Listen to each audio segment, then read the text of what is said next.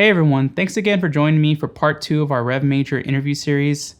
So maybe you've spent some time now creating content, you've got a stream with some viewers, or you've gotten partnership or YouTube videos, you're making a little bit of ad revenue, you're making some affiliate sales, but now you really want to tap into that sweet sponsor money. So I was able to catch up with Markman at Rev Major.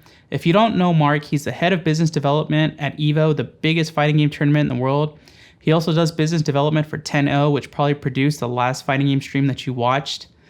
And he's also worked previously for Mad Catz, Razer, and the Tekken Project, helping launch new products and also working with influencers. So we're going to talk to Mark about how do you make a business out of content creation, and how do you try and approach and interact with sponsors.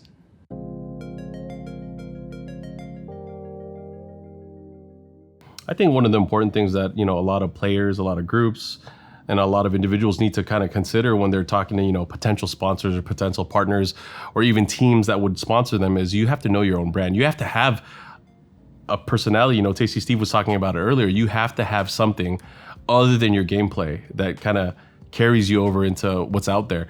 You got to think about it. There are a lot of things that you can do and you can't do. And, people, you have to have that switch. You have to know what to say, how to talk, and how to carry yourself.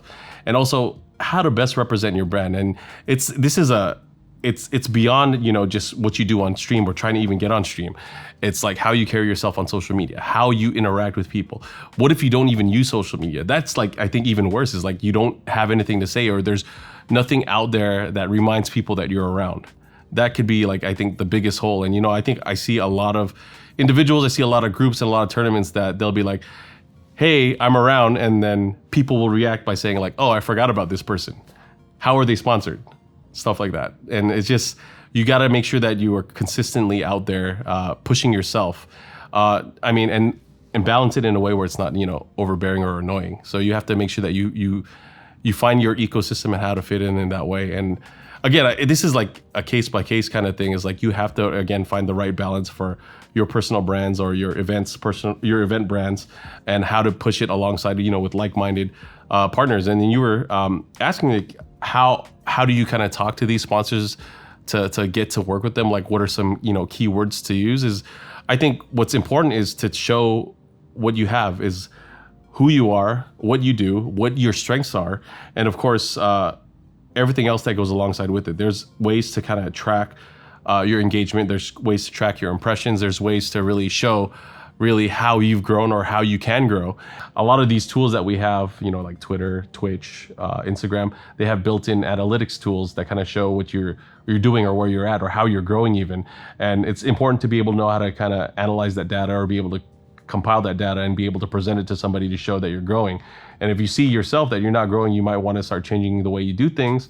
You might want to start getting yourself out there more. You might want to start posting more. You might want to start engaging more or even streaming more. But there's so many different ways you can see if you're actually growing or not. And if you're not doing that, then maybe you should rethink whether or not you pitch yourself to somebody. So that's, I think, one way to start, is to make sure that you're, at least on the positive upside instead of a negative decline,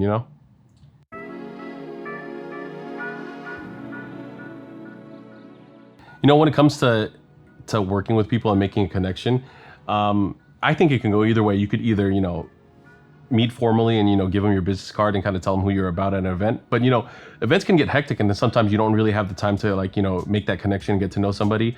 It's always nice to, be able to filter through messages, and that's something that happens a lot. I get a ton of messages for the different companies I kind of work with and represent, and the different events that I work for. And, I think persistence is the key. Don't give up just because, you've given someone your business card, you haven't heard back. Don't give up just because you slide into someone's DMs and they leave you unread. You got to always be able to be persistent and, remind somebody that hey, you have something that you want to talk about. If you feel there's no interest, if you feel if you've milked it dry, then you can just move on to the next. But being persistent and getting a concrete answer, hey, is there any possibility that we could work together? Can we have a conversation? You should have kind of a clear indication of what's going to happen from there on out. But I think it's tough because I know a lot of people, try to work and market themselves, whether it's an event, whether it's a team that's looking for sponsorship from a different company, or if it's just, working together for some other reason. It's just, there's a lot of things that go on in the background, and sometimes you don't have full visibility on what a company needs or what the requirements are for certain companies. And sometimes they will tell you, sometimes they won't. Sometimes they won't have the budget. Sometimes they'll offer you something that doesn't kind of meet what you're expecting. That's the great thing. Companies will kind of approach you and they'll tell you like, hey, we're looking for this, or we're looking for this type of player, we're looking for this kind of event. What can you do to help kind of push our brand? And for the most part, most companies will tell you what they want, and that's the great thing. For a lot of the other companies that are out there where, it's kind of an exploratory phase where you're trying to convince them to get into something that they're not familiar with, you have to think creatively on how it would really benefit them. You have to study their company. You have to study kind of like how they would fit with your brand or with your event. And that's where it gets a little bit more difficult, is you have to really find a happy marriage between you and the companies that you work with. And I wish I had the answer or the easy answer for that, but I got to tell you, there is no easy answer. You really have to find the right kind of, relationship or the right kind of rhythm with whoever you're going to be working with. And again, that might not be the company. It might be this, the individual marketing rep that you're working with, or the individual, esports person that you're working with. There's a lot of different factors that go into this kind of stuff. And you got to remember, you're not the only one out there that's kind of pitching yourself or your event to them or your company to them. You're up against the world. So you have to always remember that if you fail, don't give up. That's like I think the biggest thing out there, because there's a lot of people out there that are like, how come I'm not sponsored? If you say that publicly, no one's ever going to sponsor you. I think that's whenever I see that, I always laugh, just because I'm like, I can't believe this person is just outing themselves for being unmarketable, and people are going to find that out. So again, don't give up. If you don't succeed, just keep trying. And if things don't go your way, you either give up or you move on to the next. And that's just the harsh reality of how things work.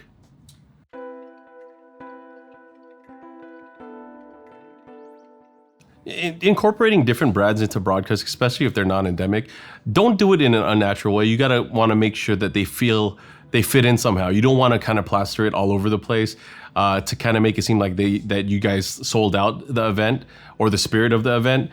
You want to be able to kind of display a partner in a way where it shows that they're supporting the event. You don't want to make it, again, like make it look like you sold out. So I think it's a very thin line on how you can do that, but there are ways. I mean, one of the most important things is just communication. If you talk to different companies, and especially the marketing side of these companies, on how they want to be perceived, and then also working within the community to kind of find out, hey, what's the best way we can depict this company or the involvement of this company alongside the event.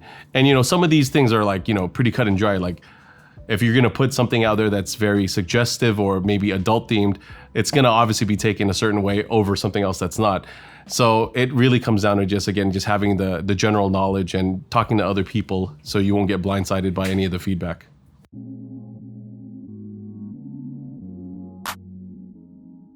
I think, when commentators are talking about products, when they're doing throws to live ads and kind of describing what's going on, for the most part, what we're doing is we're just reading whatever's on the screen. We're talking about whatever's on the screen, whether it's a URL, whether it's a product or a promo that's going on.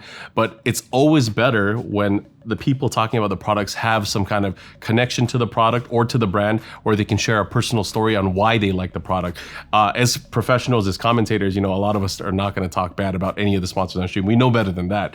So it's always good to, familiarize the people that are working on the production, not just the commentators, but also the people that are working on the stream with the products or with the ads that are going to be depicted. And more often than not, a lot of events are kind of training up a lot of the people that are going to be part of the production or part of the commentary team, and give them a heads up like, hey, we have these ads throughout the weekend. I want you guys to take a look at it first before we go live.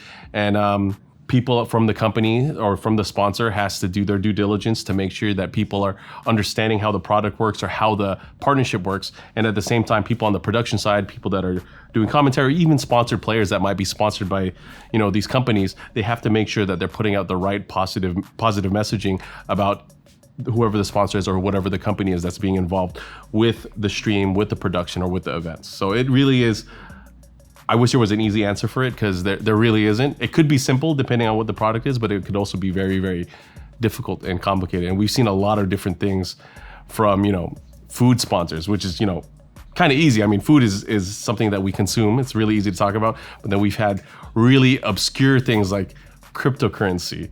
We've had really crazy things like, that's probably the worst or the best or worst example that I'm going to bring out there. But there's a lot of crazy things that are out there. And, it's not a bad idea to do crazy things or, things that are out there. It's just how you're going to be able to talk about it. It really is crucial. And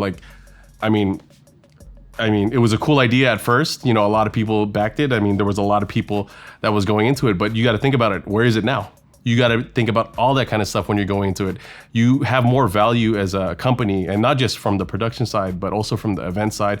And as your individual brands, as players and sponsored players, if you stick to a company and you show growth with them, then, you could be one of those players that has a new sponsor every week. And I don't think that really is impressive at all. You got to be able to grow alongside the companies that you work with.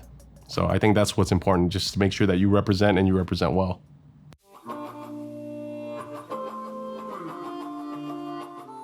I think it's amazing that we can work in something that we love. I worked for a company for like the longest time. I was with them for, about 8 or 9 years. And then I got laid off and I started to do things on my own and started to work within my community, within my industry with, like-minded people. And this is kind of like a dream. Like right now I can see, colleagues and friends and people that I grew up playing video games with all over the world. And, back in the day when we were doing this kind of stuff, it was kind of unheard of. We would only meet up at tournaments. We would only meet up at certain events throughout the year to just kind of get together, play video games or talk about video games. But now there's literally events every single weekend that involve people that we've grown up with that are now involved in kind of controlling how, things work within this kind of like microcosm of an industry that we have within, just the fighting game community in itself. And I think that's great that, people can make a living. It's great that, people can work together and kind of like build something that we haven't had in the past. This is something that's very young and something that's developing more and more every year. We have people that are working within this industry that have become industry experts or industry leaders in how they kind of, just did things that, out of a passion for what they like and what they love, which is just, just playing video games and kind of displaying it to the world. But now we're at a whole new level where it's become, very profitable or very, beneficial for a lot of people to kind of get into there. And it's kind of attracting, more and more people to be able to want to become, someone on a production team. They want to be a director. They want to be an event organizer. They want to be a commentator. They want to be some talent that's, representing these different games. But I'm going to tell you straight up, not everyone can do it. Like, for the first and foremost, before you try to get into it, you got to make sure you're into it for the right reasons. You got to like video games. You got to play video games. If you're just trying to go in this with kind of like a disingenuous attitude and you're just doing it for clout, for glory, for anything like that, then you're going to find yourself hitting a wall early. And I think if you have passion for something, even if you don't get paid a lot, you're going to have a fun time doing it. If things don't work out that way, you're going to have to grind just like everybody else. And I think a lot of us are in the positions that we are for many reasons. Is first and foremost, before we got into this, before we all started getting paid for stuff like this, is we love the games that we play and we love the community. And I think that's something that everyone kind of needs to find first. And that's the great thing about the community and the jobs within the community is like you can do it, but you always have the option to do something else. If you want to just get like a normal 9 to 5, there's no shame in that. I don't care what those other guys said or what that other guy said. There is no shame in working just an honest job. As long as you're able to do something, don't be complacent. Always have your eyes or your mindset on doing your task, or if it doesn't work out for you, don't be afraid to move on to the next. And I hate to say it because I know a lot of people out there are aspiring to be like pro gamers, or they're aspiring to work for a gaming company, or they're aspiring to be a commentator, but not everyone can do it. It's like there's only so many hours during an event stream or during an event weekend, or there's only so many slots on a pro gaming team that the odds are you're not one of those guys that can represent. But if you are, that's great. I think you can go for it. If you have the potential, you can realize that potential, but it's not going to be for everyone. So you got to find your niche within this, community that's it's growing, but it's not the biggest community in the world. It's not the biggest industry in the world. So I would say the most important thing is just, do you enjoy it and don't burn any bridges, because there's a lot of people that burn those and there's fires all over the place. So thanks again to Markman for dropping all that knowledge in this video. Make sure to follow him on social media for all things gaming, FGC, and arcade sticks. I put the links in the description below. I hope you found this useful for your content creation career. If so, make sure to hit subscribe for more videos coming up.